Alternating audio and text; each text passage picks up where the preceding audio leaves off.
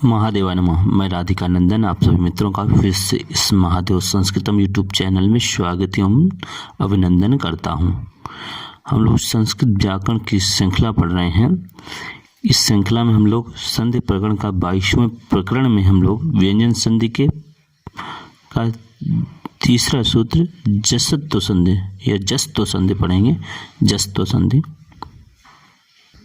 Slide में आपको जस्तव संधि दिख रहा होगा। जस्त संधि का सूत्र है झलाम जसोअंते। झलाम जसोअंते, झलाम जसोअंते। देख लीजिए फिर से झलाम जसोअंते। देखिए जस्त संधि दो प्रकार के होते हैं, एक पदांत एक अपदांत।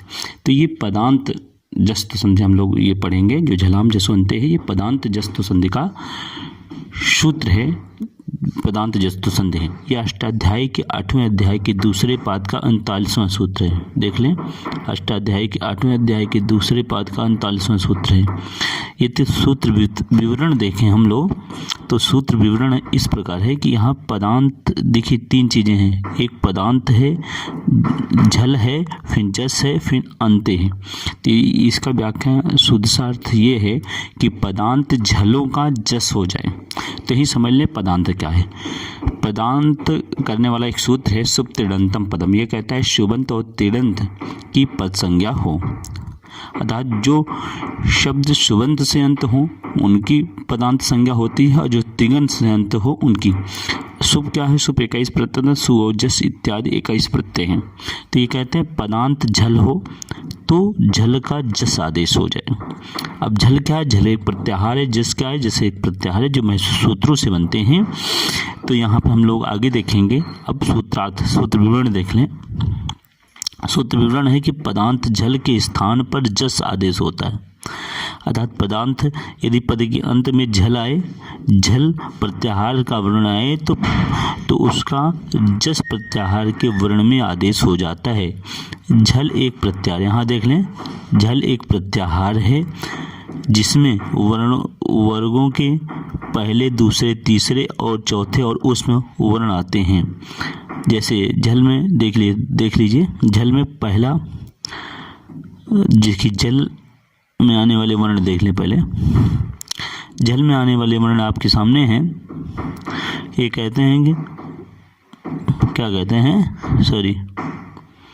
कि हर वर्ग के प्रथम, द्वितीय, तृतीय और चतुर्थ अक्षर आए और उस व्यंजन। तो यहाँ देखिए आ रहा है प्रथम अक्षर, द्वितीय अक्षर, तृतीय अक्षर, चतुर्थ अक्षर और उस व्यंजन।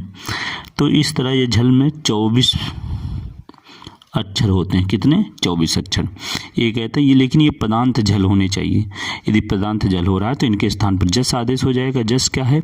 हर वर्ग का तीसरा अक्षर है, जो आगे हम लोग देखने वाले हैं। हर वर्ग का तीसरा, एक स्लाइड में दिख रहा होगा। जस प्रत्याहार में ज ब ग ड द, ये हर वर्गों के तीसरे अक्षर, इनकी संख्या 5 है, ये आते हैं। अब देखिए स्थानीय झल है। स्थानीय क्या है? झल है और आदेश जस है। झल क्या है? हर वर्ग का पहला अक्षर, दूसरा अक्षर, तीसरा अक्षर, चौथा अक्षर और उस व्यंजन। तो यदि इनका क्रम से आदेश इस प्रकार होता है। यदि पहला अक्षर आए, देख लें, यदि पहला अक्षर आए तो जा आदेश होगा, अर्थात जा छा जा झा शा आए तो जा आदेश होगा। पा फा बा भा आए तो बा आदेश होगा। का खा गा घा आए, हा आए तो गा आदेश होगा। टा ठा डा ढा आए तो डा आदेश होगा। ता था दा धा सा आए तो दा आदेश होगा। इस कुल मिला कितना समझ लें कि इनका आदेश रूप में ये प्राप्त होगा। पा फा बा भा का बा आदेश होगा। का खा गा घा का गा आदेश होगा। टा ठा डा डा डा आदेश होगा। ता था दा धा का दा आदेश होगा। अर्थात इन स्थानीय झल प्रत्याहार यदि पदांत हैं तो उनके स्थान पर आदेश जस होगा। क्रम से जो आप स्लाइड में देख रहे हैं यही आदेश होगा। अब और आगे देखते हैं, उदाहरण के माध्यम से इसको समझते हैं। इसमें देखिए क्या खास बातें, पहले इसको समझ लें, उसके उदाहरण के माध्यम से समझें। कुछ इसमें ध्यान देने योग्य बातें हैं, वो इस प्रकार हैं। ध्यान देने योग्य बातें हैं ये इस प्रकार कि झल प्रत्याहार के बाद यदि अच हो या हल हो या कोई वर्ण हो या ना हो तो भी जस होगा। ये कहते हैं कि यदि झल प्रत्याहार प्रदांत है, उसके बाद जस्ट कोई स्वर आ जाए, कोई व्यंजन आ जाए अथवा कोई भी वर्ण ना आए तो भी जस ही, झल के स्थान पर जस ही आदेश होगा। नोट एक चीज़ और ध्यान देने योग्य बातें हैं जो हम पहले आपको बता चुके हैं कि जस्त संधि दो प्रकार से होते हैं, एक पदांत जस्तु, दूसरा अपदांत। पदांत क्या मैंने बताया, तो पदांत जस्तु हम पढ़े हैं, झलाम जसवंती जो सूत्र है ये पदांत जस्तु संधि का है। अब उदाहरण के माध्यम से इसको समझते हैं। पहला उदाहरण है कि अच प्लस अंता, अच प्लस अंता। यहाँ देखिए अच में जो चकार है वो पदांत है, अर्थात इसमें सुप प्रत्यय लगे हैं और ये झल वर्ण का है, तो ये जस वर्ण में आदेश होकर चा के स्थान पर जा आदेश होगा। क्या होगा, चा के स्थान पर जा आदेश होकर अजंता बना। क्या बना, अजंता। उसी तरह वाक प्लस ईसा, यहाँ भी जो है वाक प्लस ईसा में यहाँ पे भी जो वाक में ककार है वो पदांत है, जो झल प्रत्याहार का है, पहला अक्षर वर्ग का, इसलिए झल प्रत्याहार में आता है। तो वो जस आदेश होकर गा आदेश होकर वागीसा बना। अब का के स्थान पर गा आदेश क्यों हुआ, स्थानीय अंतरतमा के आधार पर, उच्चारण स्थान की साम्यता के आधार पर और अभ्यंतर प्रयत्न के साम्यता के आधार पर का के स्थान पर गा ही आदेश होगा। हाँ, स्लाइड में मैंने आपको बताया भी था। अब आइए सट प्लस आनना। यहाँ भी सट में जो टकार है वो पदांत है, झल है, इसलिए झल के स्थान पर जस आदेश होकर ड आदेश हुआ और बना सडानना। उसी तरह दिक प्लस अंबरा, यहाँ भी दिक में जो का है वो पदांत है, झल है, तो पदांत झल का जस आदेश होकर दिग बना और गा आदेश हुआ और दिगंबरा बना, झलाम जसवंती सूत्र से। अन्य उदाहरण देखें। अब दूसरा उदाहरण जो है आपके सामने है, यहाँ भी एतत् प्लस मुरारी है। क्या है, एतत् प्लस मुरारी।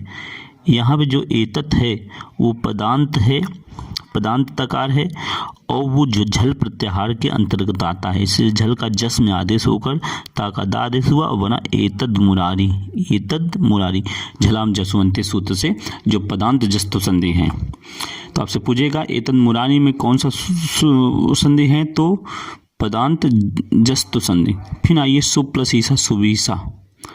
यहाँ देखिए सुप में जो पकार है वो पदांत है, झल है, इसलिए झल का जस बा आदेश हुआ और बना सुबीशा। उसी तरह जगत प्लस ईसा, यहाँ भी जो जगत में तकार है वो पदांत है, इसलिए जस आदेश होकर बना। अगला उदाहरण देखें। अगला उदाहरण है जगत प्लस सीखा ईसा। देखिए यहाँ पे जगत में जो तकार है वो पदांत है और झल प्रत्याहार के अंतर्गत आता है, इसलिए झलाम जसवंती सूत्र से झल का जस आदेश ता का दा आदेश होकर जगदीशा बना। उसी तरह वाक प्लस अत्र वागात्र। यहाँ भी देखिए जो वाक में का है वो पदांत है, झल प्रत्याहार के अंतर्गत अक्षर है, क्योंकि प्रथम अक्षर है वर्ग का, इसलिए झल में आता है, तो झल का जस आदेश गादेश हुआ और बना वागात्र। क्या बना, वागात्र। उसी तरह अन्य उदाहरण देख लें। यहाँ भी देखिए वही चीज दिक प्लस गजा है, तो यहाँ पर जो दिक है वो में का जो पदांत है झल प्रत्याहार के अंतर्गत आता है, इसलिए झल का जस आदेश होकर दिक का गा आदेश हुआ और बना दिग्गजा। दिग्गजा चारों दिशाओं का जो गज होता है उसे दिग्गज बोलते हैं। आगे चित्त प्लस आनंदा। देखिए यहाँ पे जो चित्त का तकार है वो पदांत है, झल प्रत्याहार के अंतर्गत आता है, क्योंकि वर्ग का प्रथम अक्षर है। वो जस आदेश हुआ, दा आदेश हुआ। किस आधार पर जस हुआ, स्थानांतरतमा उच्चारण साम्यता के आधार पर दा आदेश हुआ, ता का दा और बना चिदानंदा।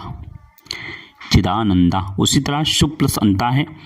यहाँ भी जो शुभ में पकार है वो पदांत है, झल प्रत्याहार के अंतर्गत आता है।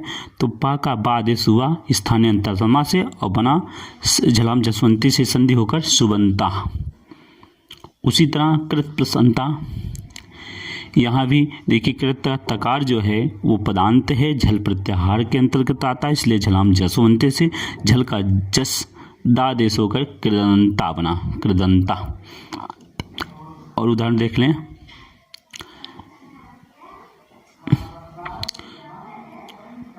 यहाँ भी देखिए तिप प्लस अंता, जो तिप का पकार है वो झल प्रत्याहार के अंतर्गत आता है और पदांत है, इसलिए पकार का बा जस पकार आदेश हुआ और बना तिबंता, तिबंता। उसी तरह अप प्लस जम अबजम बना, अप प्लस जम अबजम।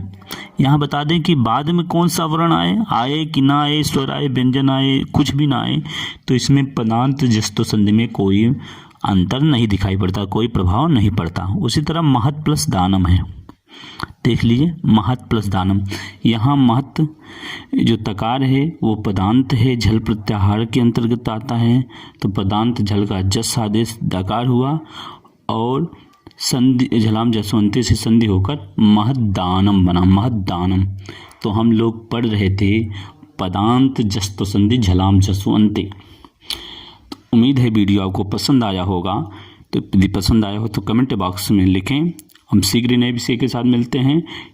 इस चैनल की प्लेलिस्ट में संपूर्ण संस्कृत व्याकरण प्लेलिस्ट, संधि प्रकरण का प्लेलिस्ट, टॉपिक वाइज स्वर व्यंजन और विसर्ग सबका अलग अलग होगा और अन्य भी कोर्सों के प्लेलिस्ट बने हुए हैं, आप जाके चैनल की प्लेलिस्ट में देख सकते हैं। प्लीज़ सब्सक्राइब करके हमारी मदद करें, जिससे हम यह श्रृंखला निरंतर चलाते रहें। तो शीघ्र नए विषय के साथ मिलते हैं, तब तक के लिए महादेवाय नमः।